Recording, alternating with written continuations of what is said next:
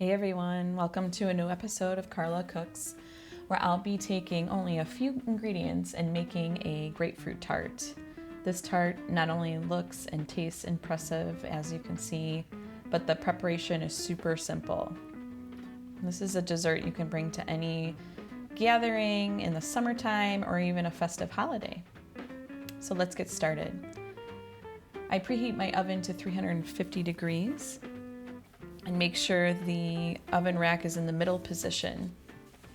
And we'll start by making the crust. It's 1 1/3 cups of flour, 5 tablespoons of sugar, half a teaspoon of table salt, and I just whisk that together until combined.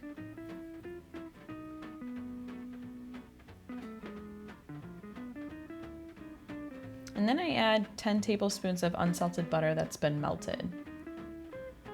And I go in with my rubber spatula now and just start to combine it until I don't see any more flour pockets.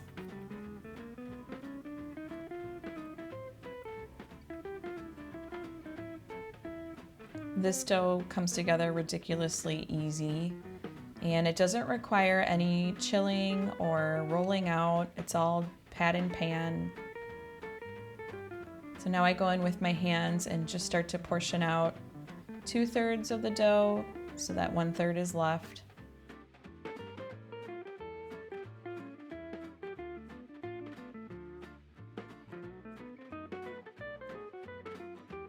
I'll take the 2/3 portion and place it right in the center of the 9-inch tart pan. And I just start pressing out from the center. Just going to the edges. We're not going up the sides yet. So getting the bottom layer nice and even, really pressing it in to the corners.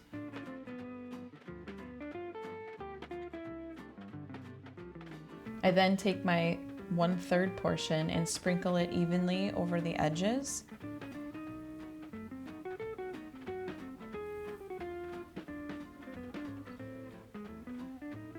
And here I press it into the fluted edges and sides. I leave about 1/8 inch of overhang so that there's enough room for the filling. And really press it into the corners where the edges and the sides meet, because this crust will puff up in the oven.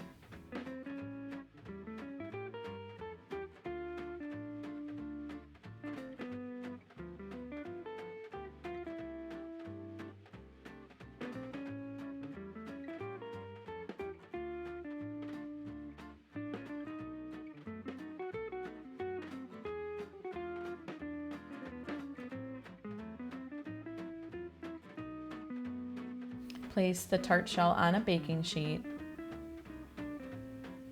and I'll place it into my preheated oven, and I bake it for a total of 25 to 30 minutes. And I will rotate it halfway through. About 12 to 15 minutes in, I'll go ahead and rotate it so it gets this nice even browning that you can see, and it's all done. Golden brown delicious. Just place on a wire rack to cool. So here for the filling, I added 3/4 cup of sugar to 3 large eggs plus 4 large egg yolks, a tablespoon of cornstarch, a half a teaspoon of table salt in a medium bowl, and just whisk to combine.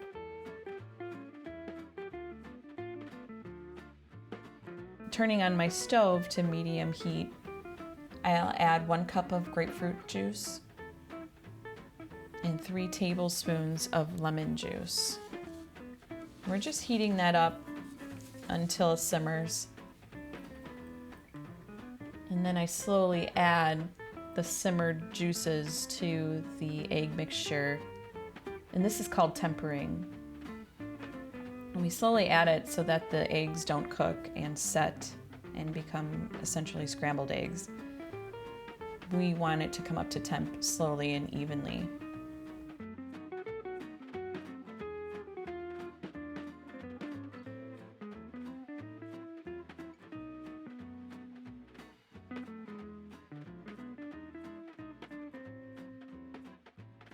So place it back into the saucepan and turn on the stove to medium heat.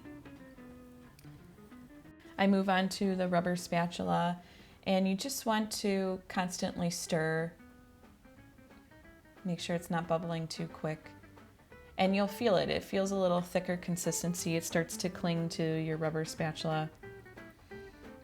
And I want it to come up to temp to about 165 to 170 in several places. That takes a few minutes.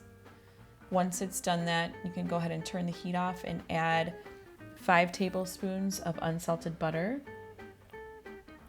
These pieces have been chilled and cut into 10 pieces. And I add 3 drops of red food coloring. And this gives it that beautiful grapefruit color. And that's completely optional. You can leave it, just the yellow.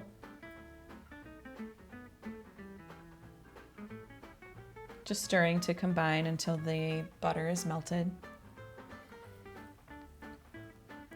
Then I go ahead and pour the mixture through a fine mesh sieve into a medium bowl. We don't want any of the bits in the curd. We want it to be really nice and smooth and silky.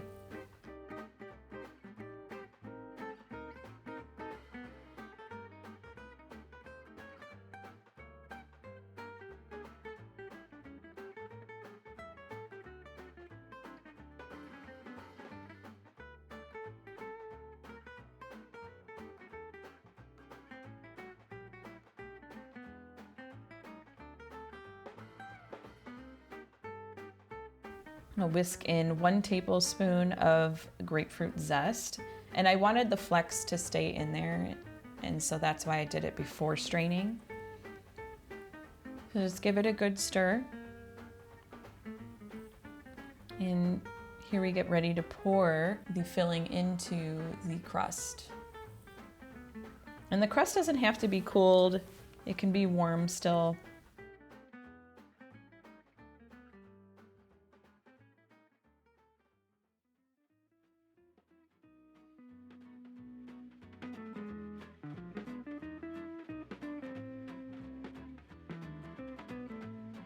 Making sure to get every bit.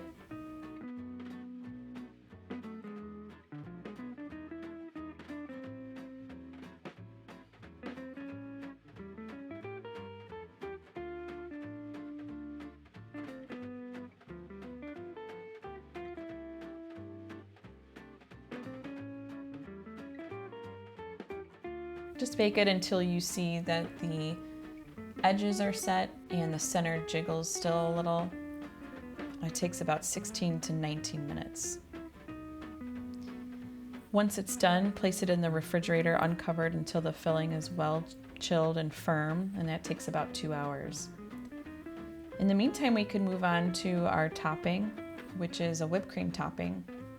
So I added 1 cup of heavy cream to a pre-frozen bowl. I just popped the mixing bowl into the freezer for about 10 minutes, and this will help firm up the heavy cream quicker and whip it quicker. I also added 1 tablespoon of sugar, just for a little sweetness. Start off on a medium speed just to get a little foam going, and then you can, as you see foam, you can raise your speed. And when it's going fast like this, you don't want to leave it. You want to watch it. It only takes a couple minutes for it to form stiff peaks and come together. If you walk away during this process, you could come back to butter and it's like separated.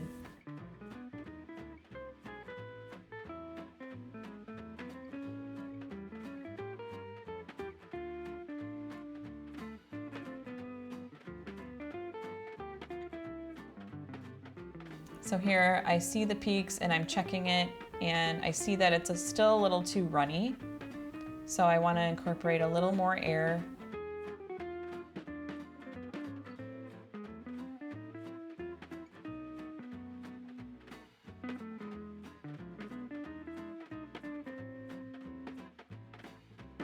And here I'm happy with this.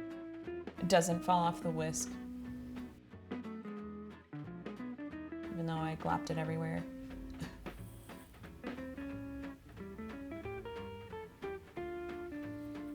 So I'm liking that consistency. It's not drizzling at all.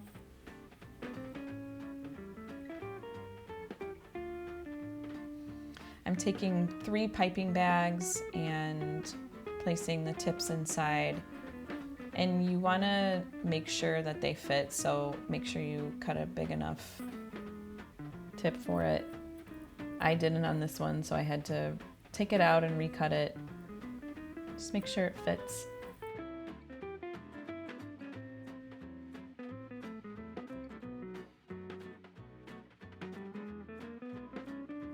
And then I use the cup to stand up my pastry bag so I can fill it with whipped cream.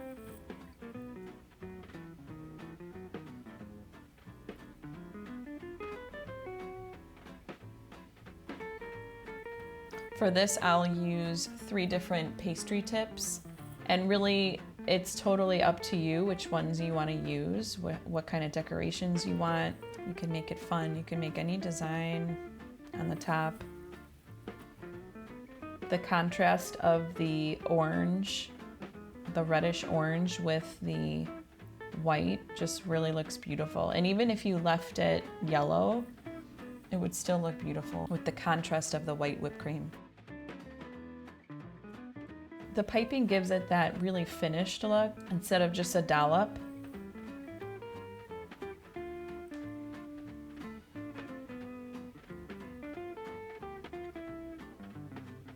And I used a Lazy Susan here. I have no real official cake stand. So the Lazy Susan works fine if it fits.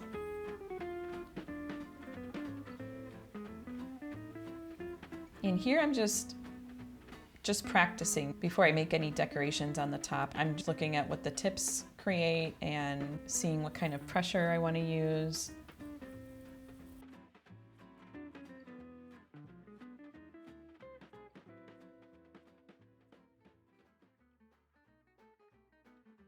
So here it goes. Here's my first piping. And I usually like to start with the bigger pipes and then fill in with the smaller ones. But really there's kind of no rhyme or reason. I just liked this crescent shape and I went with it. And it's fun. It's fun to, use your creativity.